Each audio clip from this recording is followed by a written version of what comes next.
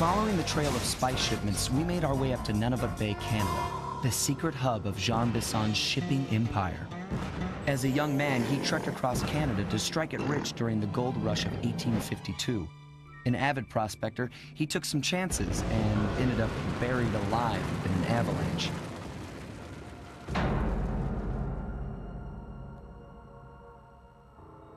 Miraculously, the quick freeze kept him alive, and 120 years later, thanks to global warming, he thawed out.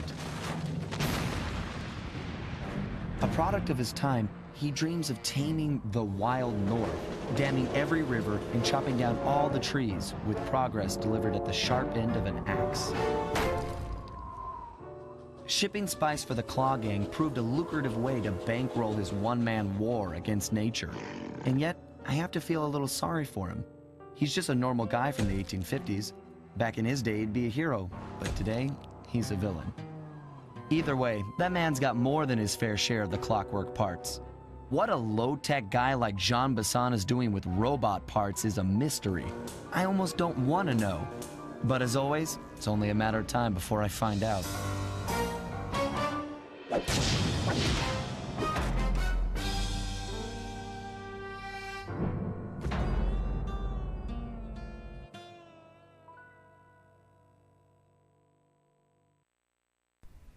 Hello friends, this is Kevin aka K-Man1 coming at you with a loading screen. Just kidding, I've already made that joke before. I'm coming at you with another episode of Sly 2 Band of Thieves. In the last episode, we took down the Contessa and managed to nab both of the Clockwerk eyes for ourselves. And in this episode, we're going to start taking down Jean Bisson's spice shipment operation. But first things first, for the first time ever, the vault is going to become available for us, literally in the first mission. So, without any further ado, I am just going to go ahead and cue the clue collection montage. I'll see y'all back here in just a moment.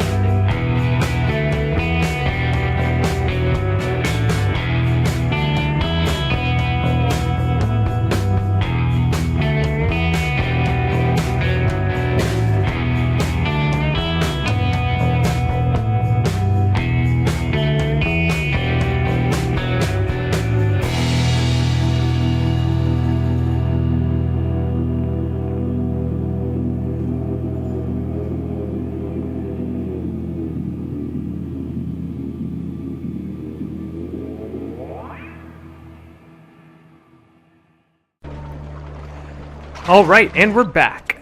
That cabin may seem rustic, but don't be fooled. It's the control center for Jean Bison's trade empire. Sneak inside and raid his files. You're sure to find out where he keeps his clockwork parts. Ransacking his files doesn't sound hard. Now, climbing up a sheer rock wall? That'll be a challenge. You're in luck.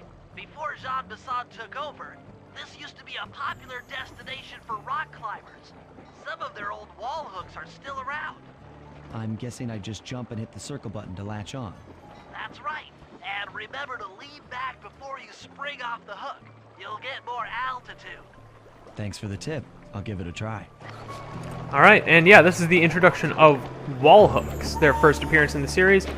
Like they just said, you just jump and hit the circle button to latch on, and then... Shut up. Shut up.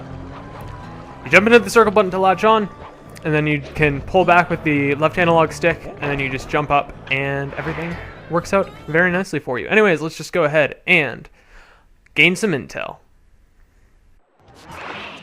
Jackpot, Sly. That's Jean Bisson. Looks like he didn't notice me come in. Just stay out of sight and take a picture of each of his trade routes. They should narrow our search for his share of the clockwork parts. All right, I'm on it. Hello, Arpeggio here. Salutations, Mr. Arpeggio. Y'all got time to shoot the breeze? Of course, for you, chum, always. Although, must we communicate through that dreadful speakerphone? Yeah, I can think better while my legs move. Pumps blood to your brain. Yes, of course. One must keep blood in one's brain. But do tell, is there some pressing matter you'd like to discuss? First off, are you still coming on schedule to get that Northern Lights battery? Yes, we're well underway. My blimp should arrive at the end of the week. Bullseye. For second, when you gonna give me a look-see at that clockwork brain of yours? I'd sure like to buy it off you. Be song, you covetous troglodyte. You've already got the lion's share of the parts. Would you take my meager portion of the robotic bird for your own and strip me of all my earthly pleasures? Easy there, partner. You're all up in a lather. It's just that I found some real use for the clockwork parts I got. Why, I put 3 of them in the engines of my best trains. With those robotic doohickeys feeding the fire, them Sly, did you hear that? Bison's hidden the Iron Horse blueprints in his trophy bats. Head for the fish on top of the fireplace and... Excellent!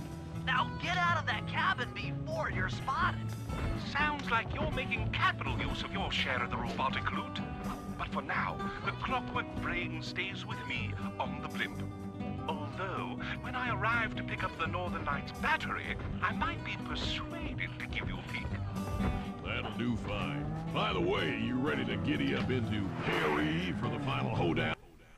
Alright, I hate to cut that conversation short because there's a lot of interesting information you can get from that, but just for the purpose of keeping this episode moving, I figure I may as well start moving on to the next couple locations. Alright, but yeah, we have our mission to go and collect more blueprints.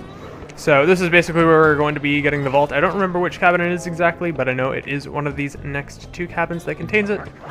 And so, that's what we're going to go for. And for these, I don't remember if getting caught by a guard just means you have to fight a bunch of guards. Yep, just like I thought.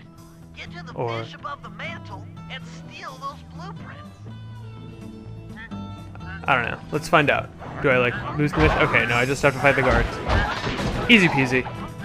I have gotten through here before without having to engage any of the guards, but just for the sake of time, I figure fighting them head-on is going to be the better approach, as it often is.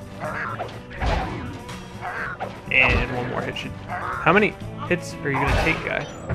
I swear, I hit that guy like 12 times and he didn't die. I don't know what that's all about. Anyways, let's just go ahead and get the vault. For another rude awakening the next time he checks in this vault. The code should be 129. Alright, 1, 2, and 9. And the power-up we get for this is the music box power.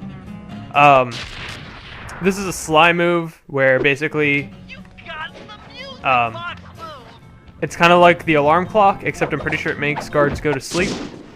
So it's, again, just not something I ever really use. I can go ahead and test it out just to make sure that it does actually put guards to sleep. But, alright.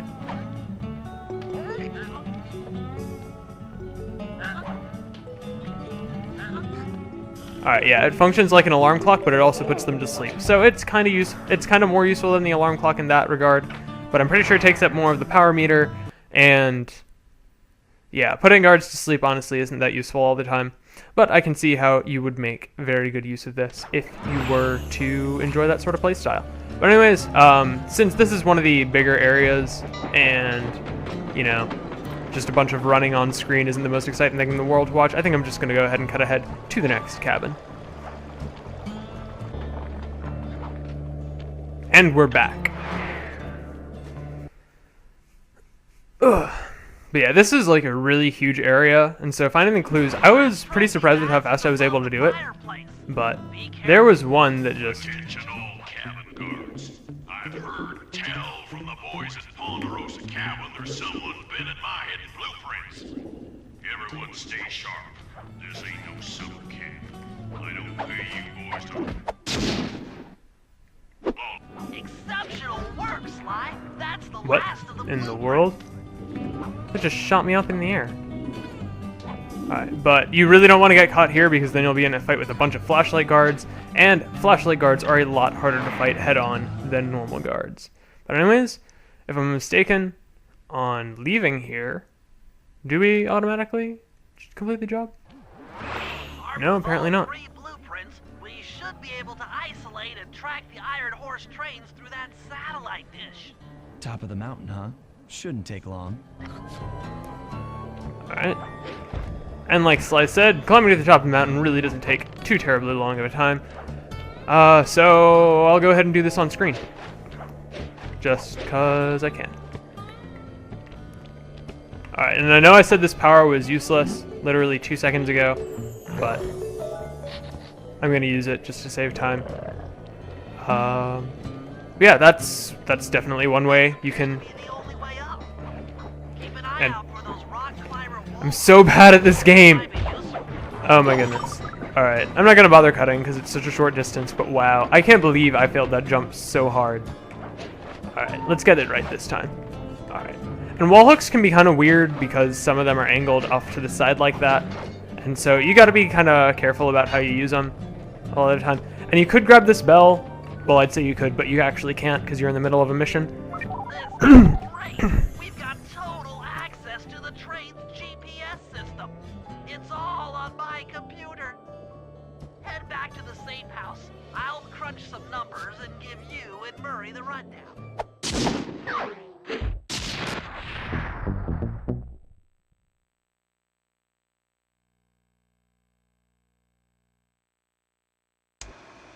Thanks to Sly's efforts, we now know the location of all 3 of the local Clockwerk parts. 2 lugs and a stomach. John Bisson has grafted each piece to the engine in one of his Iron Horse trains. This improvement allows the trains to run all night and all day. We won't have the luxury of sneaking in while they're stopped. While they're in motion, the only way aboard is through a hatch on the caboose roof, which unfortunately has been locked down. These need to go. First, collect the spice gas from the balloons above town, and then land on the back of the caboose to blow off the locks. Once the way is cleared, I'll suit up and jump into Iron Horse number 1 while it passes near town. With some luck, we'll have the first Clockwerk lug in a few hours.